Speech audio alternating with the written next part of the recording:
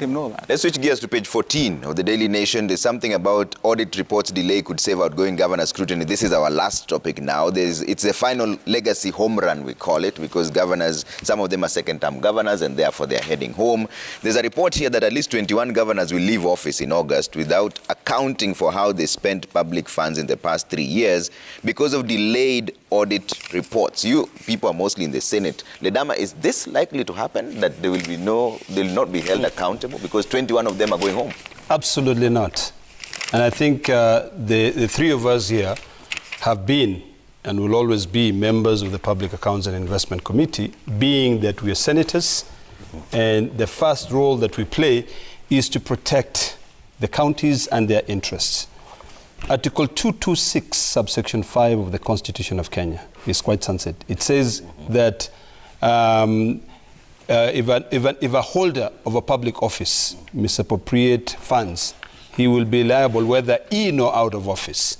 So whoever wrote that article is actually completely misguided, because governors, and I think this is a warning that all of those governors who are leaving office should remember that even if they leave office and the Senate of the Republic of Kenya in this sitting does not consider their audit reports, subsequent Senates will consider, and they will still be liable. It doesn't matter whether it's an institution and a new governor will take over the assets and liability, but the Constitution is clear. And if I were a governor today, the first thing that I'll do is to make sure that I make sure that I account for all the resources that were sent to me by the Senate. Number two, there is actually a huge crisis right now that I can tell you. Yeah.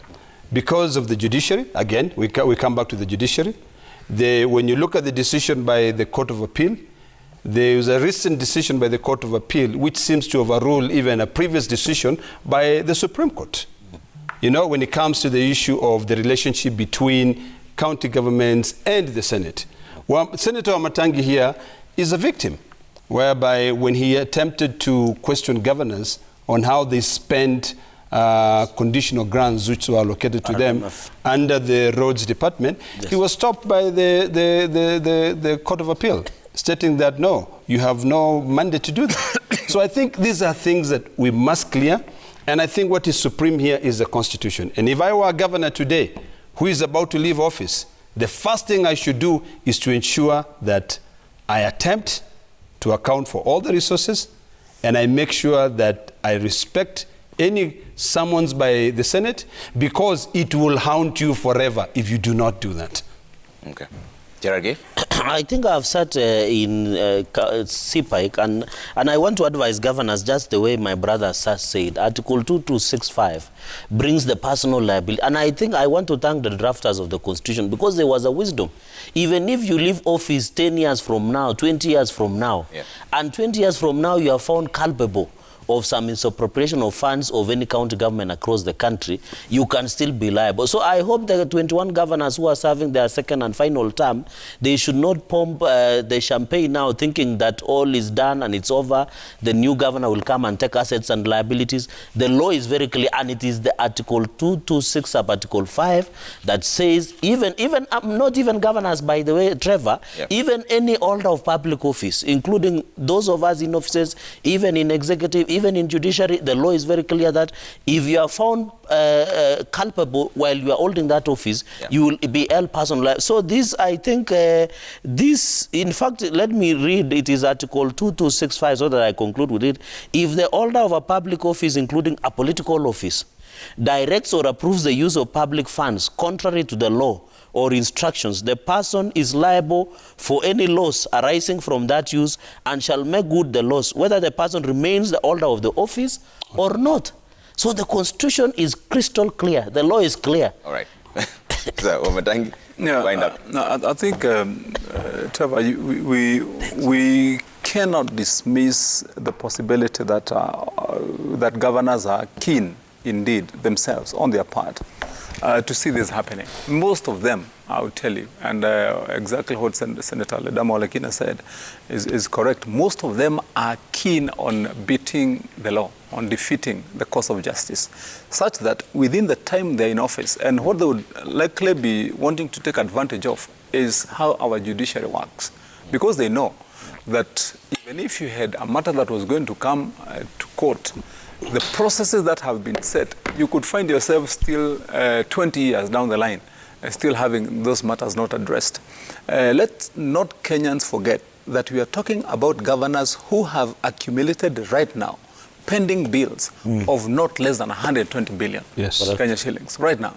And they want to leave office without having to account where did they take Kenyans' money, 120 billion. Yes. You know, and let's not forget that these are governors who have audit queries that are unsettled right from 2013, the ones who are serving a second term. And Trevor, it's like, for example, and I want to approach this with a lot of caution because the matter is in court, but as raised by Senator Ledamo Olekina, I would also want probably to send an appeal to our judiciary. They have to look at matters, especially when it comes to matters of accountability, matters of public funds. They have to look at it with a kind eye, but also with fidelity to the law on how public funds are spent. Because like in that case that you had Senator mentioning, it's an open shut case whereby people have received every year money from road maintenance levy fund, which is tax you pay yourself when you go to fuel your car. Part of that money is deducted from what you've paid and put in a special fund to help your county government in Homa Bay to maintain roads there. And so that money is taken, 17 billion of it every year, and given to governors. There is also a chunk of it that's taken by the cabinet secretary as an emergency fund to help still maintain those roads. And so they are given, you find that this county receives so much, the other one receives so much, but they are adamant that they don't want to account for it or show. Yet when you go to your village, the biggest complaint you will hear is that the road from where you're dropped on a tarmac road to your town center is a problem because it's impossible.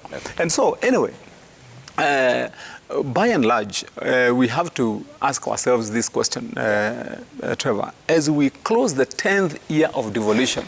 Can we say that we are seeing governors going home when Kenyans are proud that devolution has served this country the way it should?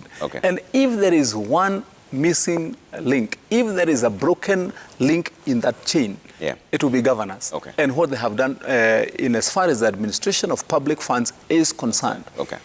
None of all the 47 counties, I would tell you today, is a role model for what devolution should look like. None of them can stand on a pedestal and say that these were the aspirations of the drafters of our constitutions in the year 2010.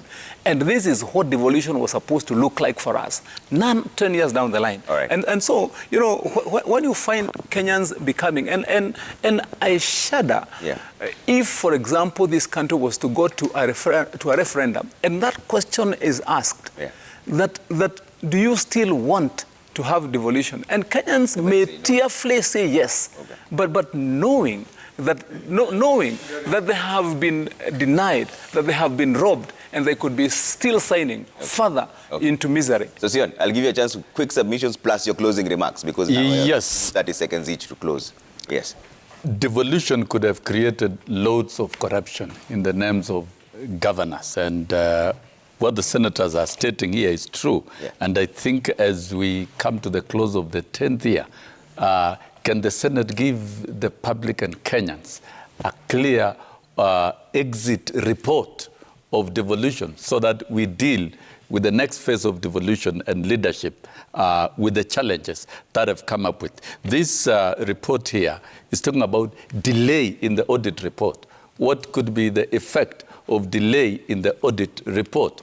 Devolution was meant to devolve resources to deal with key issues that are very dear to the people, including water supply, including roads, including hospitals, including improving agriculture and several other services. Has that been done? Have the resources really delivered on the schedule of the county government. And this report actually is very bleak. We've created gods and cattle of corruption at that level. And therefore, a timely report and prosecution of individuals. We don't need to wait for 2, 3, 4 years. Yes, you can be answerable after 10 years. But to save this country and to save the resources, we need to deal with that. Okay. Then finally, yes. I can see the issue of pay rise for teachers and review of salaries for workers. It indeed was a mistake for the state to suspend salary reviews for workers with the guise of a bad economy, with the excuse of COVID-19. And the civil servants in the public service, both at the national and county, lost an opportunity of close to 60 billion of salary implementation, as recommended by SRC last year. Okay. Teachers lost 33 billion implementable from 1st of July 2020. And I can see unions trying to threaten. What I would urge the unions to do in the public service is not to be weak. They should come out, rise to the occasion, and push so that workers are also protected. It is a key area that needs to be addressed. We're out of time. Womatangi, 30 seconds. I'm literally timing this. Well, thank you. Because we are heading to an election, Trevor, I just want to urge Kenyans, now that voter registration has started, and we believe verily that come the month of August this year, we'll be holding our elections. I just want to urge Kenyans, one, get out and vote and register to vote for those young people who haven't done that. Okay. And finally, to urge the players in the main stage of politics that what we need more is a safe country. It's a country with a future. And so as we negotiate, as we bargain, as we campaign, we have to make sure that we are preserving our core, which is a safe nation, which is a prosperous nation, and a people who are worthy and of the dignity this country has earned for the last 56 years. Thank you. Since independence. I want to join my colleagues and appeal to young people across the country that let us come out in large numbers. Your vote will determine your future. And secondly, to ask the Ministry of Interior to fast-track issuance of national identity card. In my county, we are looking at 100,000 plus additional new voters. Yep. So I want to appeal to Ministry of Interior, let us fast-track issuance of IDs and urge Kenyans to pick the IDs. And finally, we have the new Rift Valley Commissioner, Maalim Mohamed. There is so many incidences of insecurity, so we think that I hope we'll be able to address especially the issue of Kerio Valley and ensure that the Rift Valley becomes calm. Thank you, Cherargei. Ledama, 30 seconds. Thank you. Finally, let me just call upon the Ministry of Health and the Ministry of Transport to try and take a look at what is happening in Busia border. I think the Ministry of Health can work with their counterparts in Uganda to be able to clear that border. Number two, there is an issue of registration of voters. I call upon every Kenyan to go out there and register to vote. This is your future that you're calling for. Number three, let me allow the work that is being currently carried out by both the Control of Budget and the Auditor General. And I just want to send a clear warning to the governors that we in the Senate will call you to account for every single penny. Brilliant. Thank you. Let me bring up some feedback real quick and close this when time for cooking tips. Kiprona Abraham says, Judiciary working with the executive. Ledama, you should be very careful. If we go that direction, rule of law will be buried in the morning in this country. Let's go. Let's get the next one.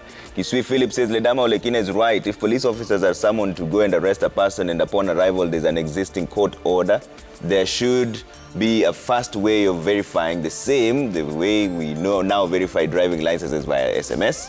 Okay. Chalo Woodrozy says, everyone living within our country, Kenya, has a right to life. The killings and dumpings of bodies in River Yala should be condemned to the strongest terms possible. Investigation should be conducted and the concerned be prosecuted. Aguko says, Honorable Sosion has nailed it all. Sacrificing employees is not the solution. KPLC will ever regret opening up to contractors to its core, low voltage lines and meters. Let that stop. Contractors to handle high voltage lines only, all right? Isaac Mudusi says, if the collapse of 4 pylons only can cause a nationwide blackout that lasts for hours, can you imagine if enemy elements target at least 15 pylons? We are not serious about our national security. KPLC's incompetency is a threat to our nation. Bob Otieno says, if Oka remains united, it will be a big win for DP William Ruto and a loss to Raila Odinga.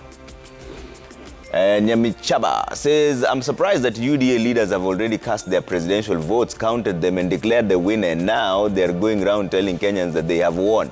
Let them relax and wait for the decision of the referee. Wait for 9th of August. Jameson says, Oka should not be overlooked. They were part of former NASA family. If they run as one, they will chip most votes from Raila's side to the disadvantage of Azimio. All right, that's where we leave it for now. It's time for cooking tips. Thank you all for making time this morning. My name is Trevor Mbija.